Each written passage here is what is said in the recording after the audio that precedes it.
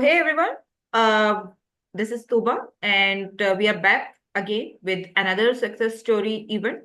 This time we are going to talk about the PgMP success story of Omer Arif. Omer Arif. He has uh, earned his PgMP credential in the last week of December. He's based in Saudi Arabia. So in today's event, he is going to talk about the useful insights about his success story and like the do's, the don'ts of his the lessons learned that he has acquired from this story. But before that, brief about the company and like myself. So I am Tooba Mirza. I'm the founder, owner, and lead trainer of On-Time Training and Consultancy Services. On-Time Training is a professional training and management consultancy where we offer support and services for project program and portfolio management and governance. We are the followers of PMI and P3GQA standards. We do offer training and support for famous global credentials, including PMP, PGMP, PFMP, RMP, ACP, and like many others. We also do offer consultancy for like the same project program management and related services, PMO consultancy, career advisory, interview management, and all. So if you are interested in any of these services, you can contact us. I'm going to share the communication channels in a while. So let's begin with the conversation. Thank you very much, Umar, for joining and taking out time to uh, be our guest and to share your success journey with the rest of the world. Thank you very much for this. First of all, people would like to know a brief about yourself, about your profile, about your career, and then we will formally begin the conversation. My name is Omer Arif. Been in KSA for a while right now. I was born and bred here. Been in Schneider Electric for almost a decade now. Being serving as a senior project manager at the moment. Followed many steps and now finally PGMP certified. Not an easy journey, thanks to Tuba, of course. And that's a brief about myself. Thank you so much, Umar. So, Umar, people would like to know about or like why you went for PGMP, like how this credential, this skill set can help somebody in their professional career, organization, job. So, yeah. Yeah, okay. My first certification with PMI was the PMP, as with any normal project management. That's where everyone starts, I believe so. Uh, uh, that really opened up the doors for me. I was handling project management stuff before as well, but the I would say the stickiness or the glue to put the puzzle together, that came from the foundation of the PMP course, I would say. So, and the way I was also looking into the other project management courses out there, suppose like Prince 2 and all. But I found the foundation for me, which suited me with my organization. And I'd advise everyone else as well to go out and explore what suits you first, then go for that specific one. So after that, I jumped over to risk management. So I'm an RMP professional as well. Why would did I do that? Because after having the project management, how may I say, foundation, I wanted to specialize more in risk because, especially in our line of work, risk management it's kind of utmost importance, of course. So that was back, I think, almost 4 years ago. Oh no, 2 years ago, I guess. Then, of course, I expect since you're in PMI, the added advantage is that you get to network a lot with different project managers in our line of work. So even I attended 2023 the Global Summit in the US in Vegas, I believe. Yeah. So that is where I came to know that okay, in order to go to the next tier, there's something called a program management. Briefly, I got to know about it by other colleagues over there and other professionals over there. Nonetheless, 2 years down the line, now for me it was kind of more of a need. It adapted because we started to get a lot of projects in my firm over here. So, and those were based mostly on the same location or briefly, but like having the same goals and targets. So I came down. So when I was wondering, like, there should be a more efficient way of doing this. It's not like we can't handle all these projects, and they're just, like, okay, they're serving their purpose, I know, and they're getting, because project is something temporary. It has temporary end, which serves the purpose and gives the product and the service. Uh, that is what's there. But then slowly, as you go up the ladder or in your firm as well, so I came to a point now, I get to know the company strategic objectives and goals. That is where the light bulb clicked to me. Okay, I said, okay, now this is something which we can align, and we can, further reduce our cost and improve our quality and satisfy the customer at the same time, by clubbing these things together. In the end, the objective has to be completed. So that's where I was in search. Okay, now this is the tier, this is a program, or this is a credential which I need to achieve in order to gain mastery over it. So for me, it came out of a need. Tooba, it was one of your video when you said that a lot of project managers are already.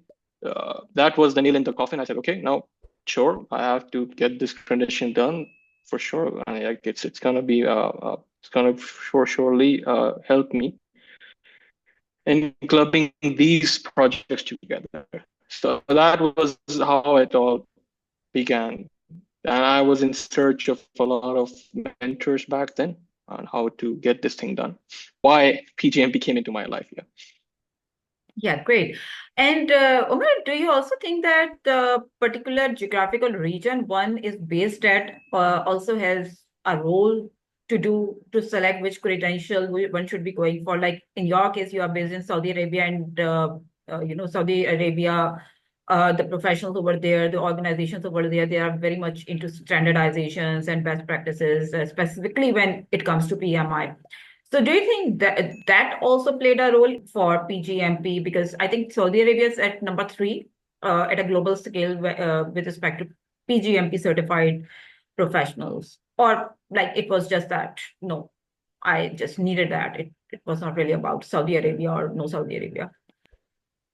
No, yeah, you're right. It's true. Geographical region. That's why I was coming back to the main question when I was doing my PMP. So you have to check geography, and the region as well plays an important part in a role of which credential or which company you should go with.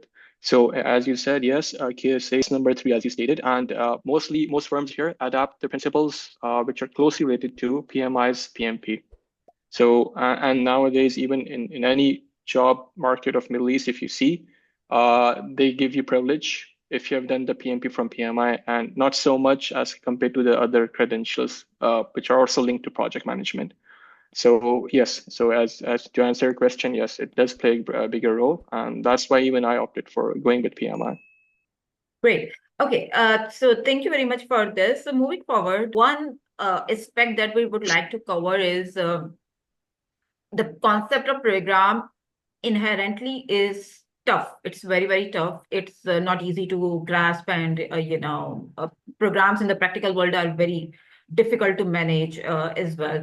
So knowing the principles and life cycles and the do's and don'ts of PMP, were those helpful when you were covering the PGMP skill set? Since I had the foundation of having the PMP, like I already done PMP, so yeah, it helped. I would say mostly almost like 75 to 80%, I would say, because program management is just an add-on, something to your existing arsenal.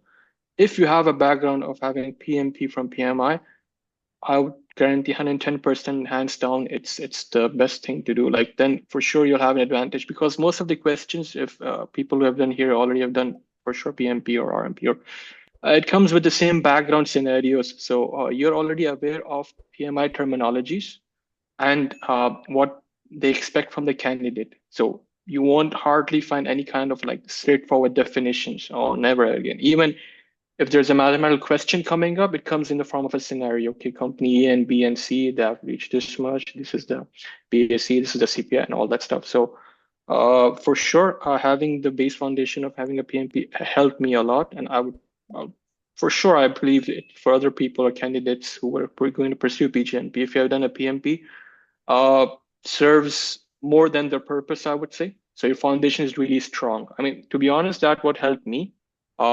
I will tell about my preparation a bit later when Tooba asks, but I would surely give my success of having done the PGMP on PMP. If there was no PMP, chances are I wouldn't have been passed. Yeah.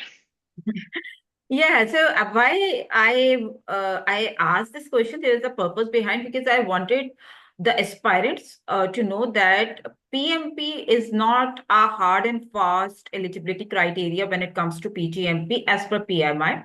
However, at the very same time, if you have PMP, you will get an added advantage. And, like Umar has rightly said, the terminologies and the mindset and the way PMI thinks, all of that is already known to you. And you just need to learn the program management skill set, like something which is a level up on top of project management. But when it comes to no PMP and you directly want to opt for PGMP, then it's still this is possible with the right experience and everything, of course.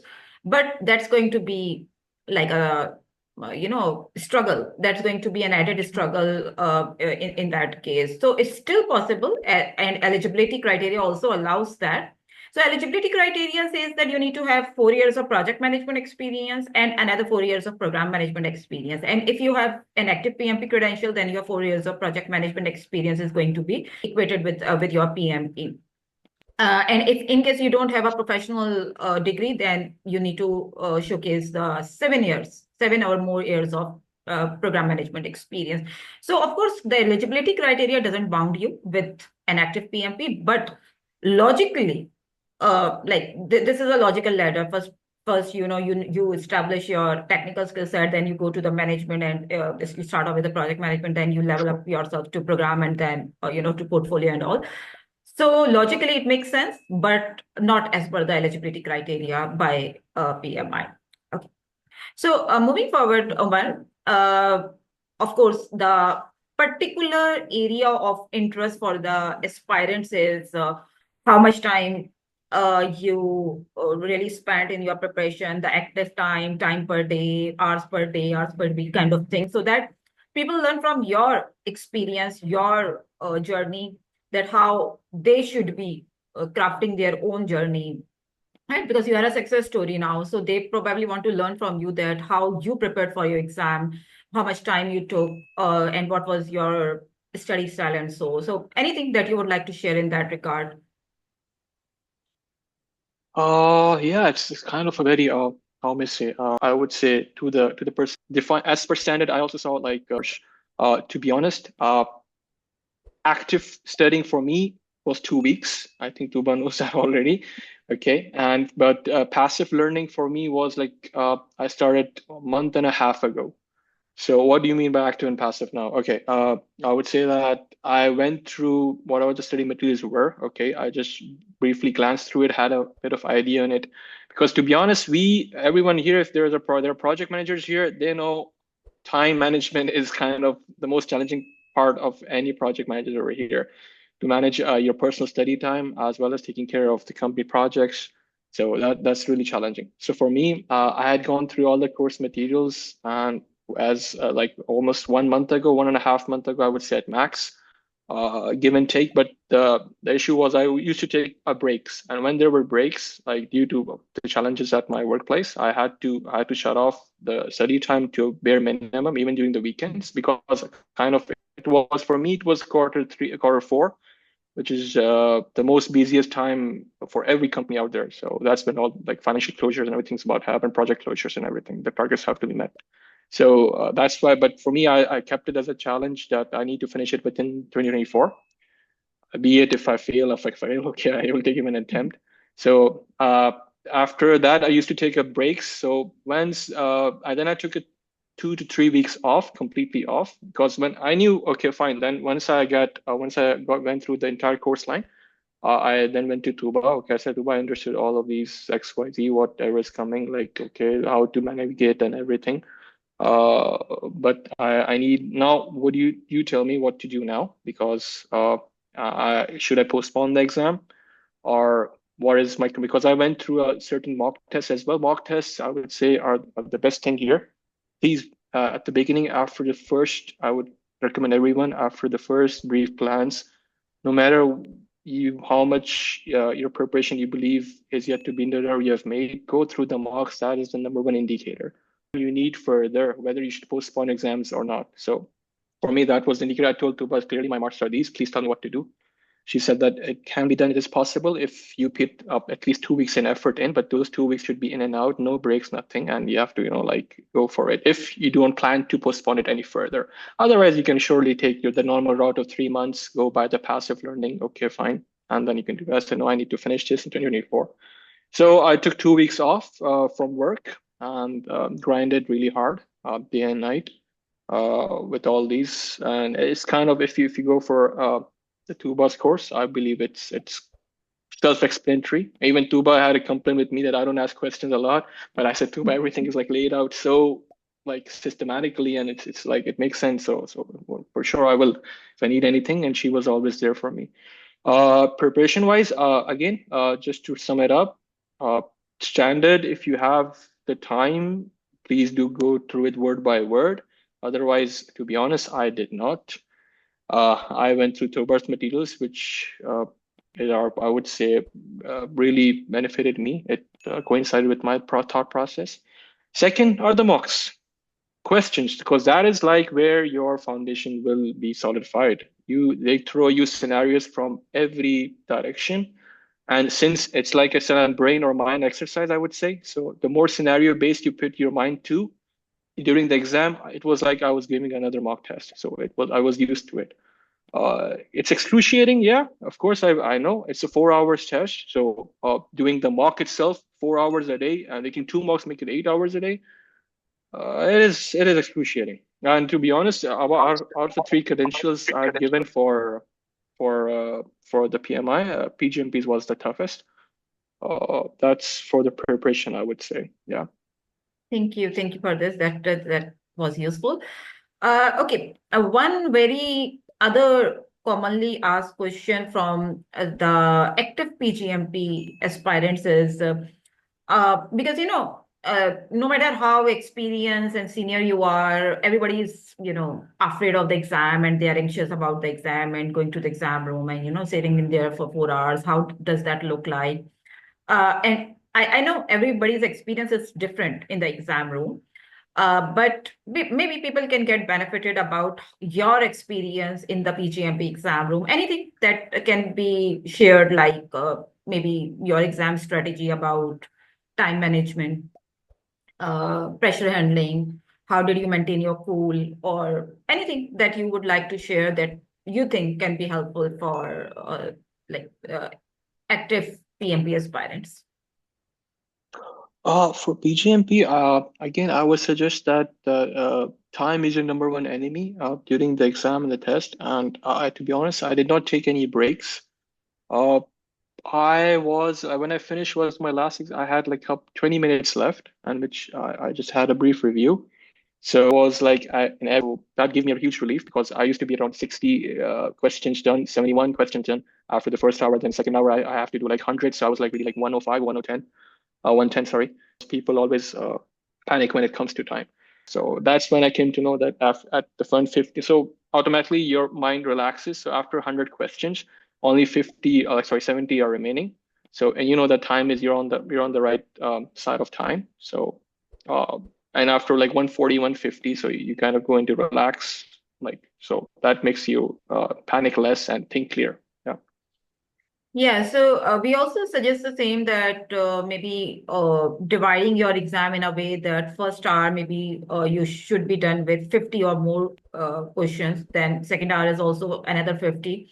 That would make it like 100 in 2 hours, and that would give you a peace of mind that you are done with more than 50%, at least attempting more than 50%. And then automatically, like this is human psyche, that you start getting realized that I am done with like a major portion, and the rest of it can also be done, and you are bit of relaxed. And also this is like with almost everyone, that by the time you reach to your third hour and fourth hour, you are very mentally exhausted, and you are tired, and you just want to get done with it. So don't leave the major portion for the end, and don't keep it like easy in the beginning, because in the first hour you are more relaxed, you are fresh, and you are, enthusiastic about it. By the third and fourth hour, you are just already, very, very much exhausted, and you just want to put an end to it. So this is very much needed, that you strategize your exam. Another thing is that you should be aware, because in a particular span of time, in a certain number of months or so, PMI keeps on like upgrading their question answer bank as well. This doesn't mean that they are going to change the format of the exam. Not at all. The format of the exam is updated with the update of ECO, but they keep on upgrading their question answer bank. So maybe the event that we are doing right now, maybe after 6 months, the situation is going to be a little different for the exam takers with respect to the type of questions and the the particular nature of the question and all. But as of now, maybe the calculation related questions are not appearing in the exam anymore. Is that the case, Umar? Would you add that? Yeah, out of the 120 questions, not even a single question came with regards to any kind of calculations. You're right. And people, That's what's for the calculation point. Just to add one more tip for that is like, since all of the questions are scenario based, do not think too much. Now, you would say, why am I saying that? Because every scenario has, PMI has, how to answer the PMI questions like through the process of elimination. Out of the four, two are obvious wrongs and they're so obvious rights as well. But you have to think with regards to the PMI's terminology and their way of conducting a program. So that if you think too much about it, the time runs out like that. So I would say go with your first-hand knowledge and your gut feeling, which you believe is right. So that eliminates the review process. Like so many questions that you're left with less time, and then you go into the panic mode. You have to go back and review all of those flag questions. So that was a helpful tip given by Tooba to me, because do not flag so many questions that in the end it's really hard to review all of them. So for me, I would say again in the first 50 questions, I used to flag like hardly 2 or 3, and used to go with what I thought would be the first thing I would do if I was a program manager, rather than thinking it so deeply or so much, because the exam is designed in such a way it doesn't allow you to think that much critical. It's kind of a straightforward, but we as humans tend to think a lot, and especially when it's an exam environment. Oh, okay, so that takes the stress level and the thinking level to a whole new level. So that's one more tip. Yeah. I agree. Over analysis is not at all a thing in the exam. If you are going to over analyze it, you most likely are going to get it wrong. And if you under analyze it, the situation is going to be the same. So you need to be on point. You need to relate everything with respect to PMI mindset, and you don't need to make unnecessary assumptions, because that is going to make it difficult for you. Exam questions keep on upgrading. So people keep on asking me that, am I going to get direct question from artifacts? Am I going to get direct questions from processes? Am I going to get direct questions from ECO, like the exam content outline itself? My answer is no, but I would like Umar to comment on it, that what was his experience about the direct or straightforward questions, because as per my knowledge, it's all scenario based, 100% scenarios based in the exam, no direct or straightforward question coming from the book or so. Hardly. There were like 4 or 5 questions which were like direct based, which were like kind of a more of factual or definition based, I would say, that usually from the program activities area. Apart from those 4 and 5, I could not find any which were non-scenario based. So all were scenario based. But coming back to the question, to the part where PMI changes the question bank. Okay, yeah, that was because when I was about to give the exam, since I'm also the member of the KSA chapter, so I got to know from a lot of project managers and the program managers, who just gave their exams, and there was this rumor, I would say, or it was not a rumor more, because more of them gave the exam, and after the exam they came back and they said the question banks are really updated. And that is when I was, to be honest, that was the moment when I panicked out. And I said, okay, I was preparing from this, and then I referred back to Tooba. Okay, that was the moment when I was thinking that should I postpone the exam or not. But thank God, no, Tooba backed me up. She said that again, you're thinking in a perspective or an organizational environmental factor, which is not in your control. So now we would like to talk about the application process because this is like another area of worry for the PGMP aspirants because they are not really, they don't have the right idea about how to write the experience summaries in the application and how to get that approved from PMI because PMI process is a little typical when it comes to application approval and all. So, how was your experience with respect to that? Was the process smooth for you, easy for you, short for you as well? It was easy, to be honest. It's because of your support, it became easy to me. Because every time, for sure, if you're writing the application for the first time, that itself is one of the prerequisites. So it's like if they have issues with your application or if they reject it, then it goes to we call it review and audit. So that's a whole new story, and you don't want that stress on yourself like while you're preparing for it. So for sure, I just followed your guidelines, what had to be included, what had to be done. Because even though I was in my preparatory phase, but the things which you told me that okay, you have to include these things and it should be standardized in this and this scenario, so that if you whatever your program is, you're depicting the program, it should have these factual informations as per the standards or as per the application which they want you to include it. So I would for sure, that's hands down, I would give it to you, Tuba. You were the one who helped me a lot in that process. And it's not like information is you already have that, but it's the way you have to portray it in the application. So anyone can write the application, but the way of how PMI wants it to be done, that's where the thing comes into play. Otherwise, of course, if a person he's doing it for the first time, he may get approved, but after audits and multiple reviews again and again, that is another takes time, of course, and that gives a toll on your preparation as well as your final examination dates and deadlines. So, do you remember, like in total, for both approvals, how much time it took for you? Oh, okay. Yeah. It was like what?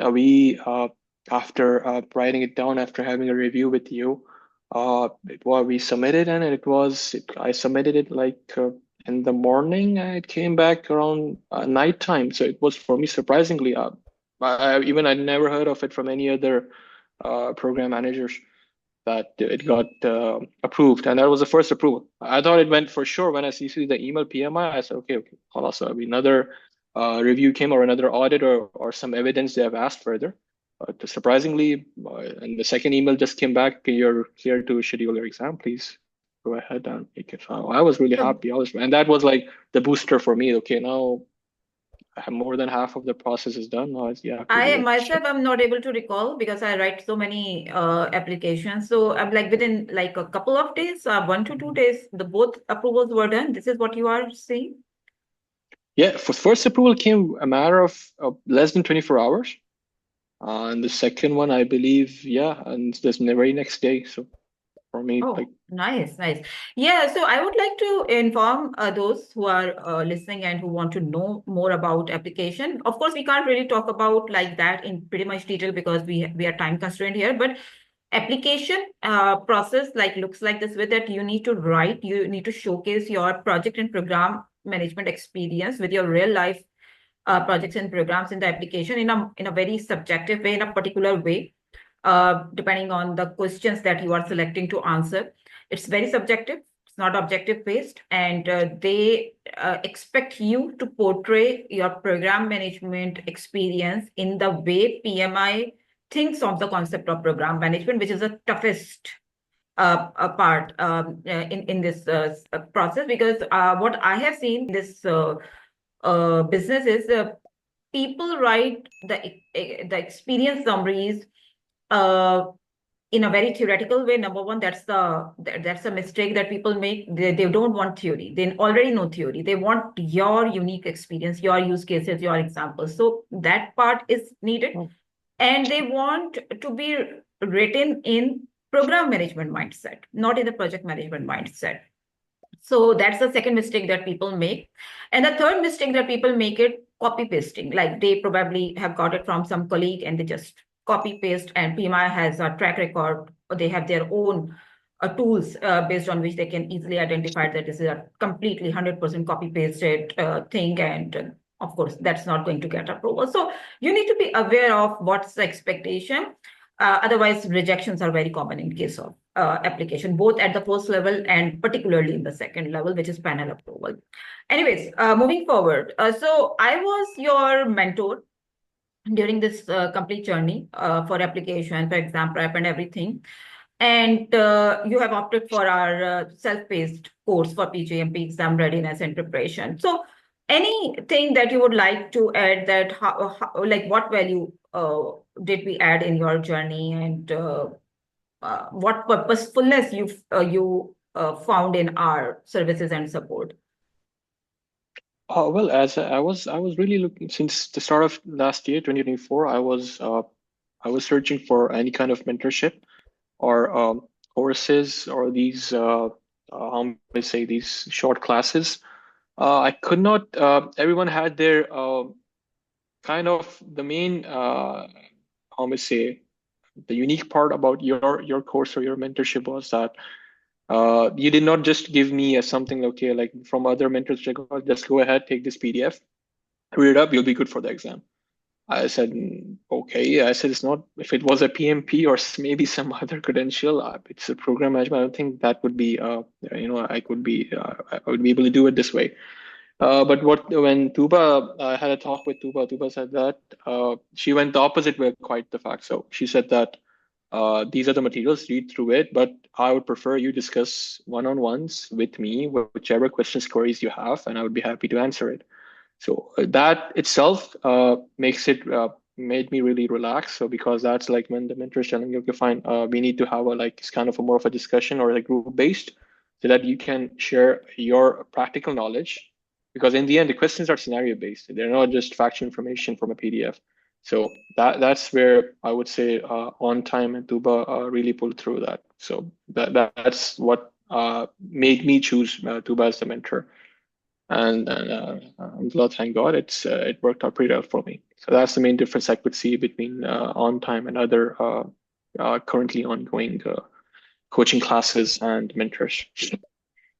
Thank you very much for this. And of course, one very expected question in the question answer part of this event is people would like to know that how relevant the mocks were, and you have already talked about the mocks a couple of times in your conversation, but people would like to know that those mocks are enough. Did you go for anything else as well, or how relevant the mocks were? And before Omer answers this question, I would like to make a comment, an explicit comment, that mocks are provided to get you exam ready and give you that confidence that you go to the exam with that right mindset. Mocks are not provided with the expectation that the same questions are going to appear in the exam. This is not the concept of mocks, right? So yeah, Omer, anything that you would like to talk about the mocks and the practice that we have provided to you? I did not use any other materials apart from what Tuba had provided me. So she even had a lot of mocks. I mean, there were some which were like she said these are the must-dos ones, so you have to go through these.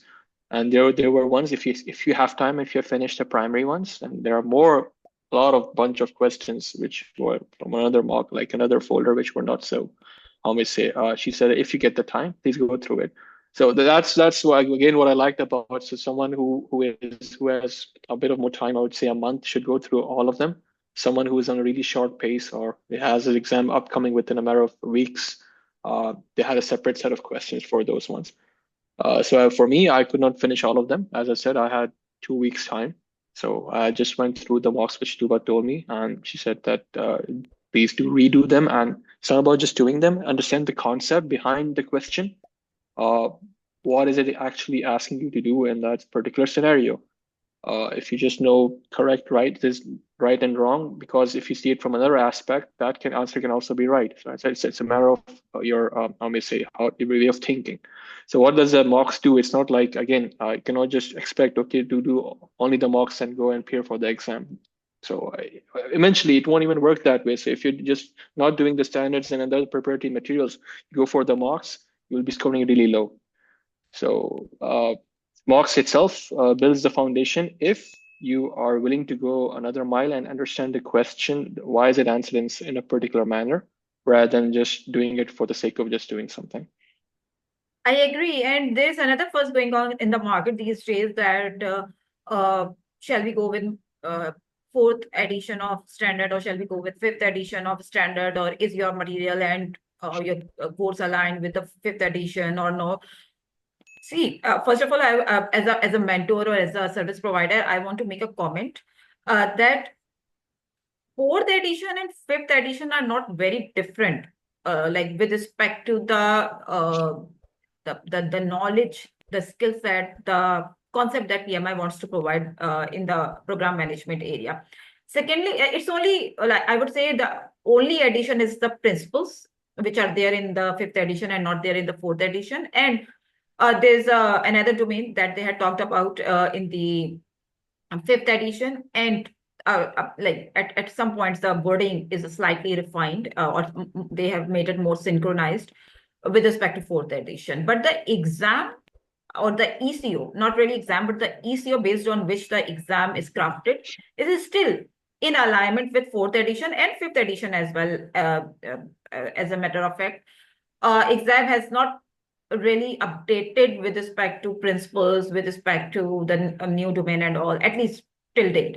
So don't get into that unnecessary, analysis of this one or that one. You need to be aligned to your ECO, and as long as you are your course or whoever you go to for your provisioning of material and services, just make sure that it is in alignment with the ECO, right? And ECO is aligned to both fourth and fifth edition. So if you ask me, our material is in alignment with fourth edition more than fifth edition, because we personally feel and we personally believe that exam is still based on fourth edition and not really like completely with fifth edition. But like I said, fifth edition is not very different than fourth edition. Right? There are only few changes, and at least in the exam, those changes are not being tested. So now, Omer, why do we why do we want to go for this? Why PGMP? Why do we invest in there? Or how we are going to get the return back on this investment? I would, to be honest, I usually used to ask the same question back when I was doing my PMP.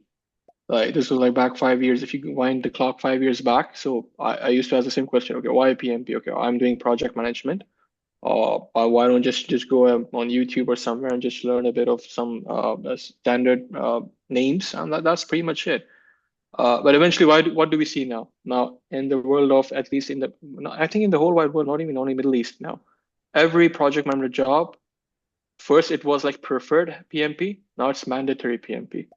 So this is what's going to happen soon for program and for portfolio. That's what I believe and feel, because eventually the world needs to go for a standard.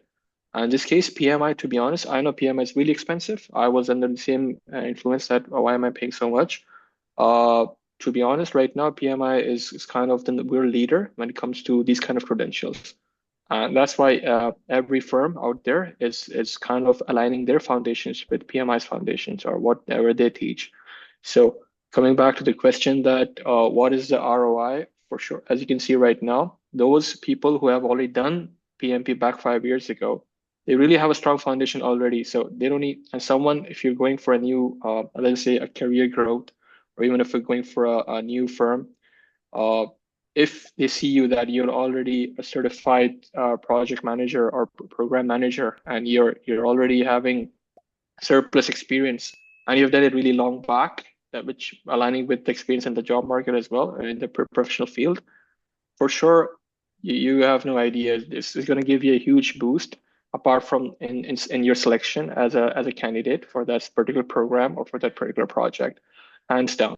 So I had already, for me, the lesson was already, I learned it back when during the PMP days when I had those questions in mind. So for hands down, when I was going for the program, I look at the cost. Of course, sure, I look at the time invested, because for me, time is more, for everyone, I would say time is more valuable than money. So you're putting in the hours and everything. So for sure, that's my take on, or the phenomena I follow for the ROI with respect to the credentials which I earn. So soon after, I believe this is also going to be a standard. So like right now, we're just saying preferred program managers. This will be mandatory program management or PgMP certified. Yeah, I know. It's a so I mean, like I said, everybody has their own take on how they are going to get the return from these credentials and skill set. So there is like no right or wrong answer to this question. It depends on your mindset and perception more. But if you ask me this question, or if somebody comes to me and asks me this question, I always say it this way that to me there is no substitute of skill set. There is no substitute of learning, and one should be continuously in the process of learning, improvement, growth, and exploring new avenues and getting better and better and becoming competitive in the local as well as international market. So when it comes to becoming competitive, of course, it's not only about the global credential, which comes with a financial cost as well. It also about everything that is available in today's world. For instance, ChatGPT and many courses which are available free of cost, and networking and connecting with the right people, and improving your network and your relevant social circle. Multiple things come into picture, and everything pays off in one way or the other. So I also believe at the same time in investing myself with my money, with my time, and with all, because I believe that until and unless you don't uh, go in that mindset of like taking the ownership, like when you invest in something, you start taking ownership more than the sources or the tools which are freely available. That's my way of thinking, that your ownership like comes more with your investments and with your prioritization and all. So the skill set is going to pay you off one way or the other. Maybe your credibility is going to increase more in the organization. Maybe your pay is going to increase. Maybe you're going to get promoted. Maybe you are going to get a better role.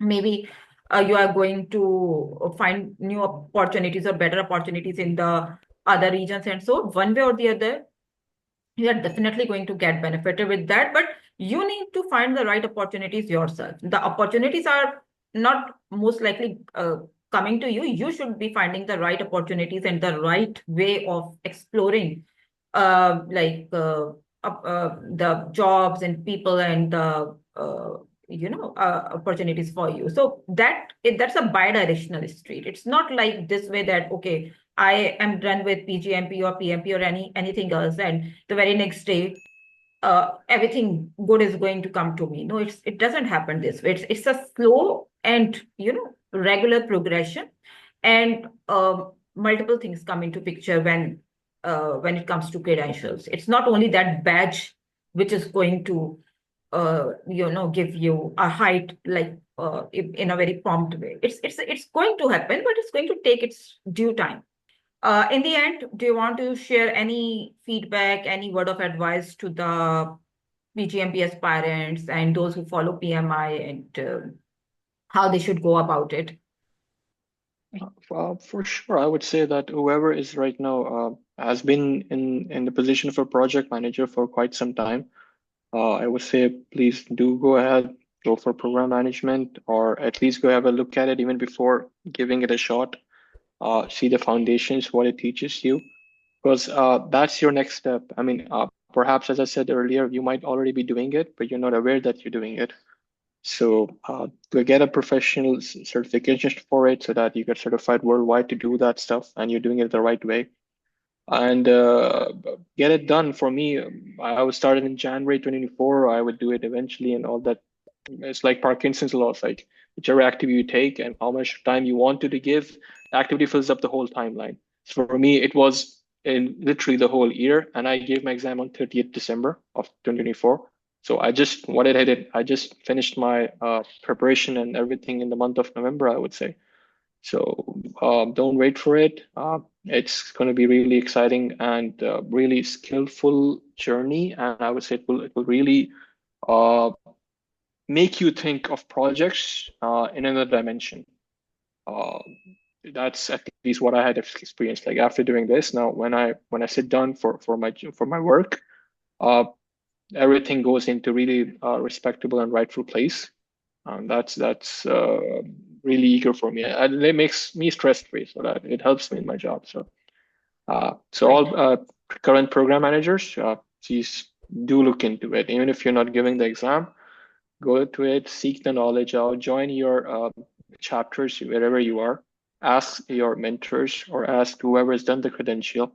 Uh, they will better guide you as well. Thank you. Thank you for this. This is very useful advice, and I believe are hearing and they want to make the most of it. They should go for this advice. Okay, I have received a couple of questions in a direct chat. So let's first answer those questions, and then if anybody has got any question for me or for Omar, they can just directly ask it. Just unmute yourself and you can ask it. So this question is from Fahad. He has asked about the same thing that did you go for fourth edition or fifth edition of standard? We have already had that conversation that both fourth and fifth edition are relevant and applies equally to the current exam and ECO format for the exam. So don't get yourself confused about it. Rather focused more on and it's also an option that you go to the both standards and you check it yourself. You Yeah, find out the yeah. difference. And on the internet as well, you can find very good comparatives about what is really different in the fifth edition than fourth. So you will get to understand that other than principles, nothing is really changed. The life cycle is the same, the benefits concept is the same, the governance concept is the same, the activities concept is the same. Nothing is really changed, right? And you have an For example in front. Yeah, you have an example in front of you. Umar has uh, done his exam based on the fourth edition, and he yeah. has done that recently. For me, I just did the fourth edition. I did not go for the fifth one. I just saw the added principles in that, but again, I didn't get the chance or the time to read it. So my preparation was done on the fourth, and I just finished my exam. So I didn't feel anything was lacking. I didn't see any questions which were seemed to me like which I didn't have the knowledge of. So it worked for me. Yeah. But anyone wants to go check out the fifth, as Tuba said, yeah, main thing is check out what's the difference between the two, and that would solve your problem. Yeah. So at times people challenge us by saying that you are suggesting us to go for something which is like now an outdated version, and one should be going for the most recent. No, fourth is not outdated. Where did PMI make such comment that fourth is outdated, or there is no as such news from PMI. Both are equally applicable, number one. And number two, we are not suggesting that you don't read or refer or like you should go for fifth edition. You should read out. I have read that standard as well, but I am talking with respect to exam. Exam is most aligned with fourth and not really aligned with fifth. And with respect to your program managed knowledge and all, go for fifth as well. There's no harm in going for that. Program management principles are like they are very helpful, but those are not really helpful in the exam because exam is not so far crafted that way. And like I said, there's no such difference in the fourth and fifth edition. So in a sense, our materials is in alignment with fifth edition as well. Because our students are passing, they are getting benefited, and they are not complaining about anything. When they come back to the exam, they never make any complaint, and we do conduct these sessions for the same reason, so that people get to know that whatever we are offering, it is in alignment with the PMI expectations. Right? So there's another question from Raja. Are you able to apply these program management principles in your current job role or in the organization? And if they are then, like, how much are you able to apply that? I said I was kind of already applying them without knowing that I'm applying them, but I was not applying them in the right way. So, but after doing the credential to be, so I just joined the firm back after my vacation, which was second week of January. So now I've started managing whichever projects I can find. The first thing I did was to create a file which I can merge all the projects into a program if applicable. So that's the first thing. So I just started with it. So I would say yes, I started applying it. But what made me think about before why to do the PGMP was this question itself that okay, if I'm doing it already, am I applying the same knowledge? Uh, why don't you get it done with and do it in the right way and with the right principles and guidance? So yes, I started applying it just to answer in short.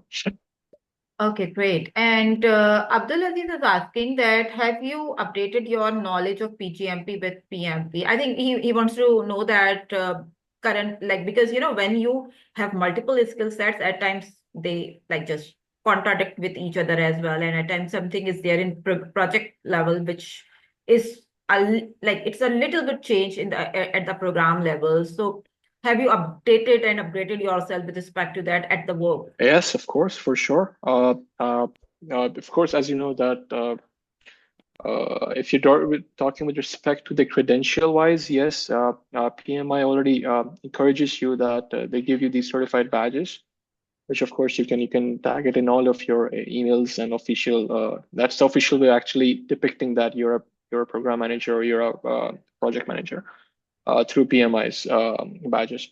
So for that, yes. And as for if you're asking the difference or how do I apply the knowledge for project and for program, I've just said right now, like I've started creating uh, a file or a folder in which I think certain projects can combine together to give me the benefits of a program. So, and as for, of course, they're not so much or so many as compared to hardly right now. I could find two programs. Moreover, there are still projects out there. So, project management knowledge and everything was already being done. So, but now I click like your vision broadens. So beyond that level. So yeah, but to answer that, it is officially changed as well, and projects are still ongoing. So I do apply the project knowledge to the projects and program knowledge to the programs. Thank you very much, Umar, for taking out time and sharing useful lessons and insights to the aspirants. Thank you very much to the participants as well to join the session and contribute to the session. So for now, we are wrapping up, but we will be back soon with another success story. And till then, goodbye to everyone. Thank you, Umar. Thank you.